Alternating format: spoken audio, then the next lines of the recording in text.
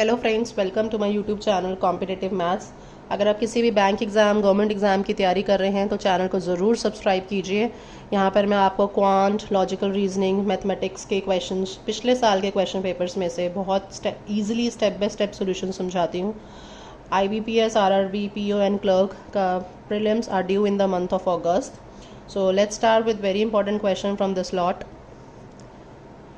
This is based on mathematics. 5 years ago, the average age of A and B was 15 years. The ratio of present age of A and C is 6:5. So present age का ratio दे रखा है, that means present age of A का ratio दे रखा है present age of C से, which is 6:5. तो आप clearly आप A की present age 6 का multiple ले सकते हैं and C की present age. So present age of A is any multiple of 6. Let x be the common factor, and similarly present age of C would be 5x.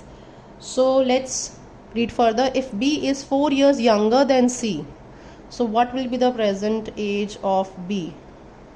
4 years younger than C, तो C से 4 साल छोटा, 5x minus 4 years. This is the age of B. So आपको निकालना है sum of present age of B and C. So the information given to us is average. Average का concept लगेगा यहाँ पे. A and B का average age 15 years है, 5 साल पहले. तो A का 5 years पहले age होगा 6x minus 5. इसका आपको एवरेज लेना है B के 5 years एगो की एज से.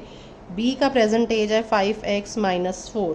इसको आपको 5 साल और पीछे लेके जाना है, सो -5. इन दोनों का एवरेज, दैट मीन्स ऐड करके डिवाइड बाय 2 करिए. This was given to you 15. इसको आप सॉल्व करेंगे. 6x plus 5x, this will become 11x minus 14. 2 वहाँ जाके मल्टीप्लाई करिए, 30. On solving you will get x equals to 4. That is a common factor. So you will find the age of A. हमें age चाहिए B and C की. So let's find the present age of B. इनका sum निकालना है and present age of C. So B का present age है 5x minus 4. So put the value of x as 4. 20 minus 4 16 हो जाएगा. And C का as है 5 into 4 which is 20.